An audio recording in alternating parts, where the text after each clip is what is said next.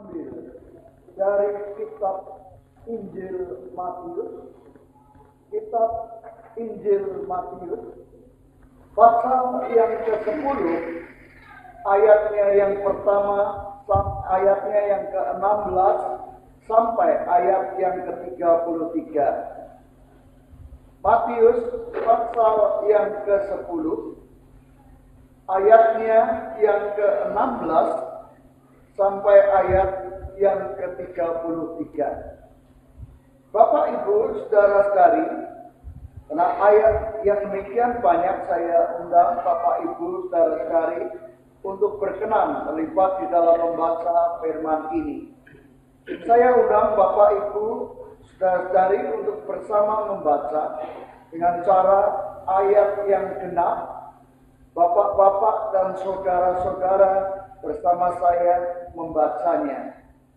Ayat yang ganjil, ibu-ibu dan saudari-saudari membaca ayat tersebut. Bagi Bapak, Ibu, saudara-saudari yang membawa Alkitab, saya undang untuk kita boleh membaca secara bergantian. Kita akan memulai dari ayat yang ke-16. 1, 2, 3. Lihat, aku memutus kamu seperti domba ke tengah-tengah serigala. Sebab itu hendaklah kamu cerdik seperti ular dan tulus seperti merpati.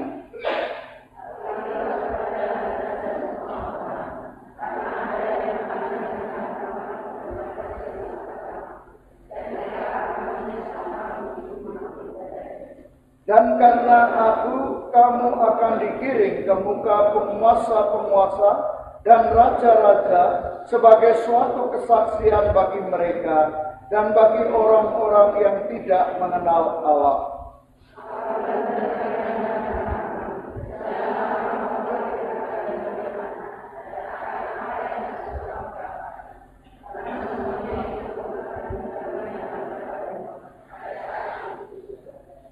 Karena bukan kamu yang berkata-kata, melainkan roh Bapamu, Dia yang akan berkata-kata di dalam kamu.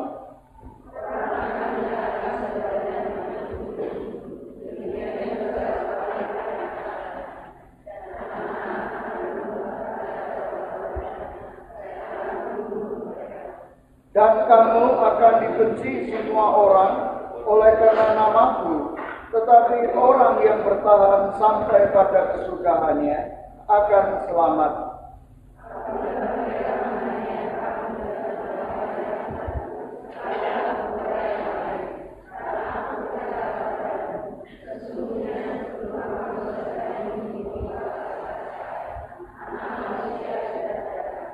Seorang murid tidak lebih daripada gurunya, atau seorang hamba daripada tuannya.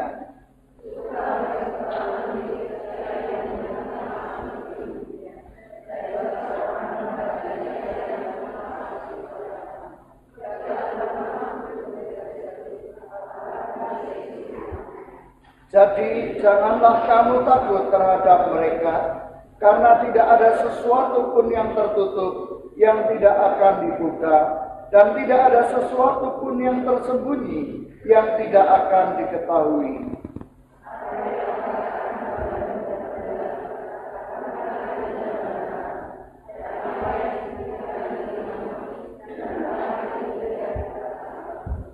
Dan janganlah kamu takut kepada mereka yang dapat membunuh tubuh, tetapi yang tidak berkuasa membunuh jiwa. Takutlah terutama kepada Dia yang berkuasa membinasakan baik jiwa maupun tubuh di dalam neraka.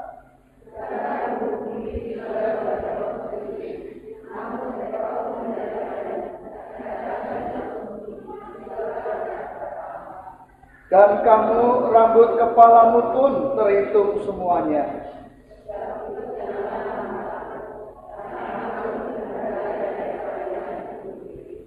Setiap orang yang mengakui aku di depan manusia, aku juga akan mengakuinya di depan Bapa-Ku yang di sorga.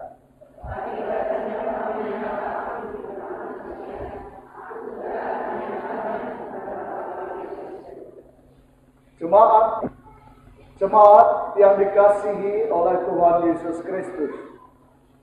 Kalau pada suatu pertemuan saudara-saudara, kita saling bertanya mengenai acara atau siaran dari televisi, dan teman kita, saudara kita bertanya, acara televisi apa yang paling kita sukai? Saya yakin dan percaya bahwa banyak sekali acara-acara televisi yang diajukan, yang disampaikan. Tetapi rupa-rupanya saudara-saudara pada saat ini sedang booming. Orang banyak senang mengenai api. Dari anak-anak muda sampai orang tua saudara, itu senang sekali melihat api, baik api yang ada ataupun api junior. Atau juga banyak anak muda juga senang dengan Indonesian Idol. Ya saudara-saudara, hal yang sama kalau saudara juga tanyakan pada saya, apa yang saya senang dari acara televisi, maka saya akan mengatakan bahwa acara yang paling menarik dan paling saya senangi dari acara televisi adalah siaran yang seringkali muncul di TV, yaitu Dunia Binatang. Itu acara yang saya sangat senang mengenai binatang-binatang yang ada. Hanya sayangnya saya tidak pernah tahu tayangan itu jam berapa atau tayangan itu ditayangkan kapan. Hanya asal acara itu muncul, biasanya saya coba menyempatkan diri melihat. Nah saudara-saudara, pada suatu ketika saya melihat sebuah tayangan yang menarik yang membicarakan mengenai serigala. Tayangan ini saudara-saudara mengatakan bahwa di Amerika, khususnya di lembah yang bernama Yellowstone, itu dikatakan serigala-serigala itu sudah musnah. Karena diburu oleh banyak orang di sana, karena serigala ini begitu buas dan menghabiskan banyak ternak yang ada, lalu serigala-serigala ini dibunuh. Tapi saudara, apa yang terjadi kemudian? Serigala-serigala yang musnah ini menjadikan keberadaan kehidupan di lembah bumi ini tidak menjadi seimbang. Banyak binatang-binatang liar itu tidak ada yang memakannya, tidak ada yang menghabisinya, sehingga terjadilah kehidupan dari binatang tertentu. Lalu saudara, dalam tayangan itu dikatakan pemerintah di daerah Yellowstone itu mulai mengimpor serigala.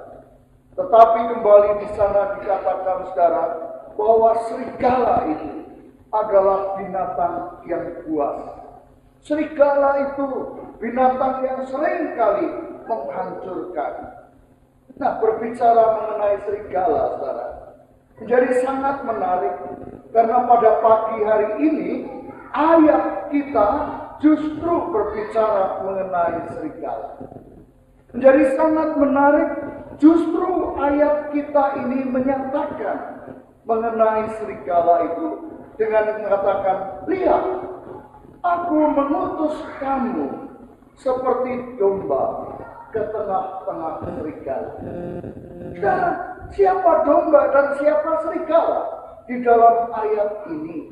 Kalau kita memperhatikan dengan lebih teliti, jelas firman ini mengatakan bahwa saudara dan saya, kita orang-orang percaya adalah orang-orang yang digambarkan seperti domba. Tentu di dalam konteks ayat ini, gambaran mengenai domba adalah gambaran mengenai lemahnya kita sebagai orang-orang percaya. Gambaran mengenai domba adalah lemahnya kita sebagai orang-orang yang minoritas, orang-orang kelompok Kristen yang kecil dibandingkan dengan kelompok yang ada. Sebagai contoh ekstrim, saudara, tidak usah jauh dari kota Musilan kita kita ini. Beberapa waktu yang lalu terjadi di daerah yang tidak jauh di atas Blabak di Sawangan, tidak jauh di atas di sebelah sana, terjadi gereja milik orang-orang Katolik dihancurkan. Dan apa yang bisa terjadi? Orang-orang dari agama lain melakukan itu, tetapi gereja orang percaya tidak bisa berbuat apa-apa. Tidak bisa mengatakan, kenapa kamu menghancurkan tempat ibadah saya? Saya akan hancurkan tempat ibadahmu. Tidak bisa, karena kita tidak lebih dari domba-domba yang kecil, domba-domba yang lemah. Ini yang kita lihat dan yang kita lihat dalam sikap ekstrim yang saya gambarkan. Lalu siapa serigala-serigala itu? Adalah penguasa-penguasa dunia. Serigala-serigala itu adalah kuasa-kuasa jahat, kuasa si Satan, kuasa si iblis yang dengan kekuatannya menyerang dan memangsa setiap kita yang ada dalam kehidupan ini. Dan inilah yang dinyatakan saudara dan saya diutus ke dalam dunia, dikirim ke dalam dunia seperti domba di tengah-tengah serigala. Tapi saudara, firman ini memang tidak berhenti begitu saja. Firman ini dilanjutkan dengan nasihat yang Tuhan berikan bagi setiap kita. Diberikan sebagai nasihat, sebab itu hendaklah kamu cerdik seperti ular dan tulus seperti merpati. Saudara, ketika mempersiapkan khotbah ini, saya jadi pengen tahu dan saya cuma mau mengerti apa sih yang disebut dengan cerdik. Apa sih yang disebut dengan tulus. Dan rupanya di dalam mempersiapkan itu, dalam pergumulan itu, saya menemukan bahwa kata cerdik dan tulus itu menjadi kunci di sana. Lalu saya mencoba mencari kata cerdik. Nah saudara, rupanya kata cerdik ini bisa berkonotasi dua arah. Bisa mengarah kepada dua hal. Yaitu cerdik yang negatif sifatnya, tetapi juga bisa cerdik yang positif sifatnya. Kalau cerdik yang negatif, ya kita sebagai anak-anak mungkin kita ini menipu ayah kita ini ngapusi ayah kita supaya ayah kita keluar duit banyak. Mungkin bisa kita lakukan. Mungkin kita mengatakan saya ini sekolah butuh buku ini, beli buku ini. Tetapi ternyata tidak membeli buku. Itu kecerdikan yang dalam arti negatif. Tapi apakah perintah Tuhan supaya orang-orang percaya itu cerdik? Itu di dalam arti yang negatif. Bukan saudara. Tetapi dalam arti yang positif. Dalam arti cerdik yang sungguh-sungguh cerdik di sana. Kemudian saya mencoba membuka Alkitab bahasa Jawa. Dan di sana lebih jelas kata yang dinyatakan mengenai kecerdikan itu. Saya membacanya dan dikatakan, lah kowe podo tak lakake kaya dene wedhus gembel menyang ing satengahing asu ajak. Mulane sing ngati-ati kaya ula. Jadi firman Tuhan mengatakan dalam bahasa Jawa sangat jelas. Mulane sing ngati-ati. Jadi saudara, kata cerdik di sini adalah sing ngati-ati. Lalu saya membuka dalam Alkitab bahasa Inggris, di sana dikatakan bahwa cerdik itu adalah wise. Artinya arif, bijaksana, saudara. Nah, jadi jelas bagi kita firman Tuhan ini mengatakan apa?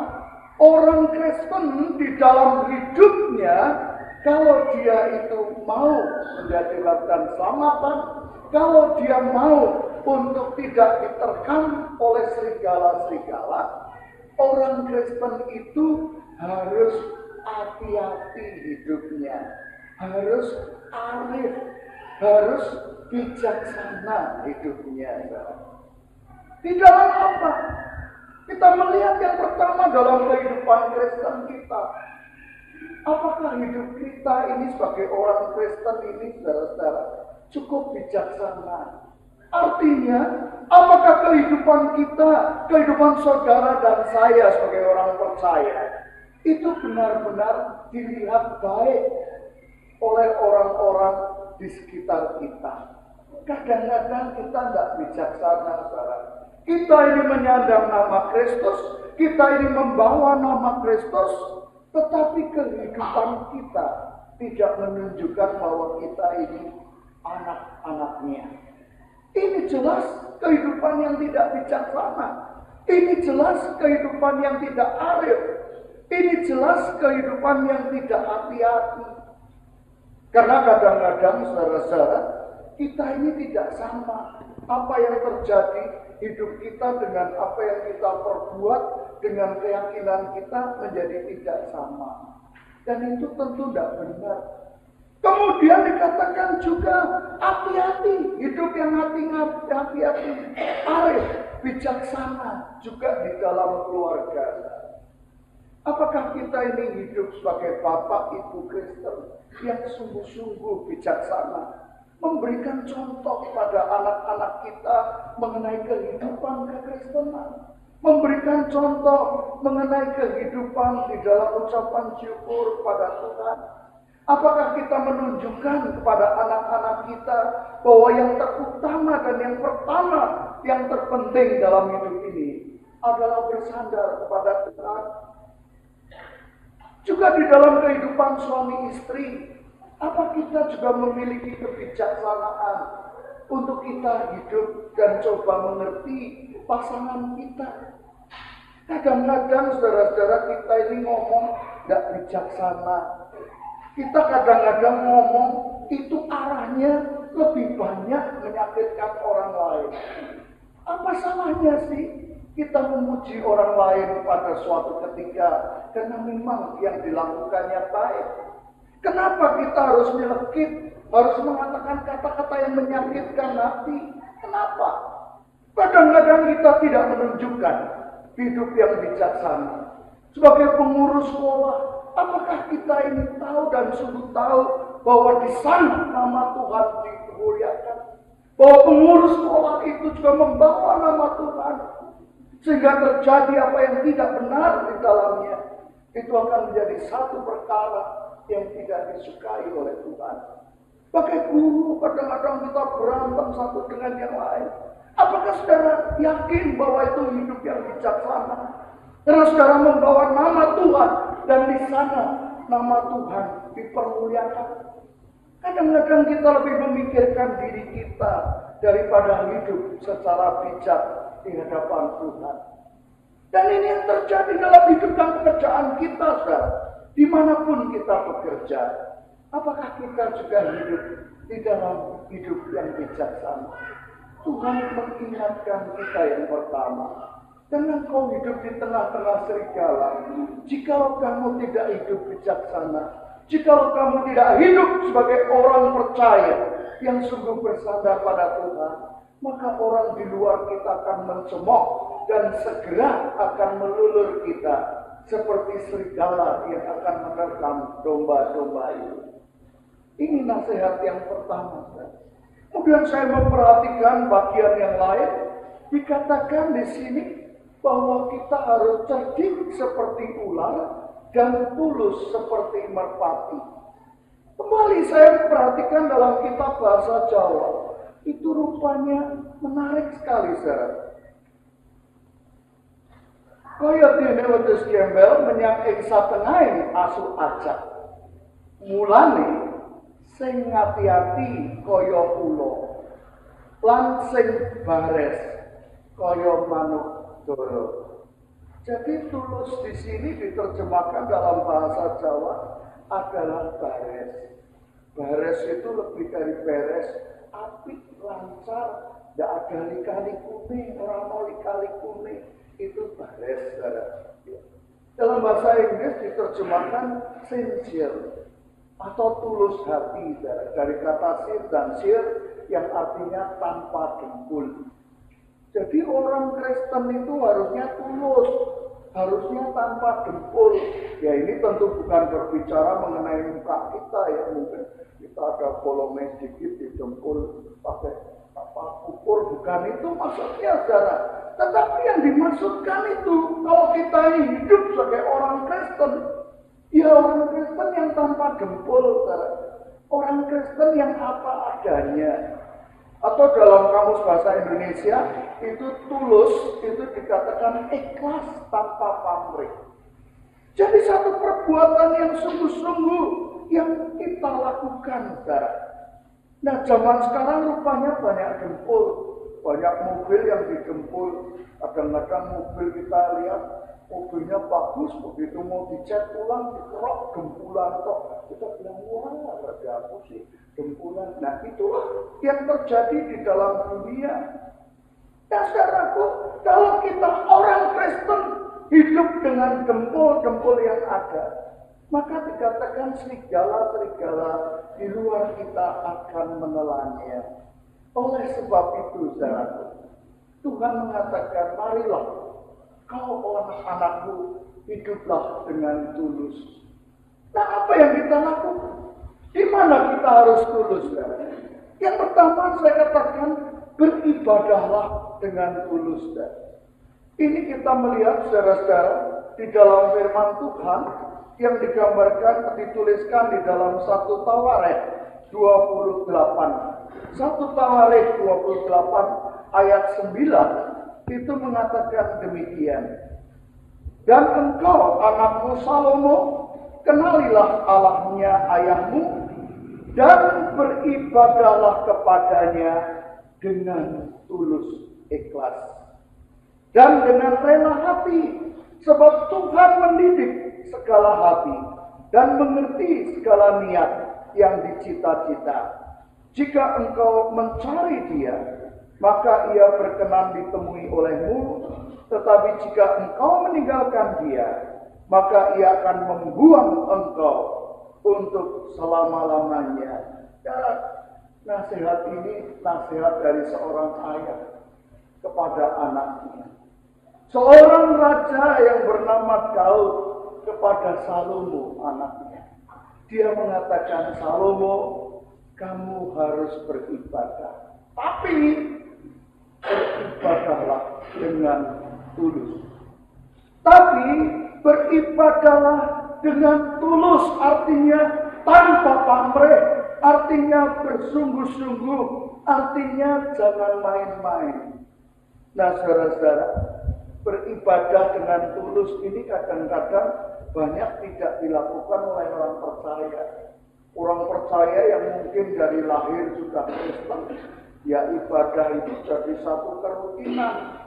Ya pokoknya asal tanggalan abang, ya mangkat ke gereja. Ternyata Senin, abang, keliru mangkat ke gereja. Menjadi kebiasaan, saudara. Ibadah itu jadi kebiasaan. Sedangkan Tuhan mengingatkan, harusnya ibadah itu dengan tulus. Artinya benar-benar kita mengucap syukur. Mungkin ada kita yang ibadah ya, delok sing khotbah. Kita datang ke gereja berapa kali, pendetanya sing khotbah kok tua-tua terus. Terus usul majelis boleh sing nom. Nanti boleh yang nom, terus kemudian putri lu kok wedok terus. Yang bu sing lanang atau lu lanang terus, bu sing wedok. Ya kita ini ke gereja kok malah mau lihat pendetanya, Pak. Apa tidak salah? Atau kita ini datang sengaja untuk mencari kesalahan? Tak hitungannya kayak pendeta ini ngomong, tak hitung siji, loro, telu, ini benem. Dan kok mosok kita tujuannya ke gereja kok malah ngitungin yang begitu, saudara? Apa enggak? Firman Tuhan mengatakan apa? Saudaraku, mari kita beribadah dengan tulus. Kalau mengkritik pendeta tidak boleh, Pak. Ya boleh, tapi tentu dalam tujuan kita yang baik, Pak. Khotbahnya jangan panjang-panjang, Pak. Begini boleh tentunya, tapi bukan dengan sengaja kita datang hanya untuk itu. Tapi kita bisa melihat apa yang Tuhan kehendaki. Yang kedua, dengan tulus itu apa? Di dalam kita mempersembahkan, saudara. Dalam Tawaret 29 ayat 9, di sana dikatakan, saudaraku, mengucap syukurlah. Jadi kalau saudara datang dengan persembahan, coba saudara datang dengan persembahan yang tulus, saudara. Ucapan syukur, coba kita hitung keberadaan kita. Saudara, hari Senin yang lalu, saya itu tiba-tiba lemes, saudara. Napasnya sesak, saya pikir, waduh, kenal jantung ini. Saya napasnya susah, badannya lemas. Oh, saya mau pergi, biasanya kontrol di dokter yang menangani jantung saya. Biasanya kontrol rutin. Mau berangkat, nggak bisa. Istri bilang, jangan. Cari supir, muter-muter, nggak dapat. Akhirnya saya mencari saudara Yongki, jemaat kita. Saya minta tolong. Wah, di supir kan sampai Jogja itu dengar lemas, saudara. Dulu banyak jantungan saya bilang, saudara, begitu diperiksa oleh dokter bilang, oh, enggak apa-apa Pak Adi. Jendela saya nafas. Puji Tuhan, enggak apa-apa ya. Saya katakan, oh saudara, luar biasa saya melihat harga daripada kesehatan itu luar biasa. Saudara pernah menghitung berapa besar penyertaan Tuhan dalam diri saudara?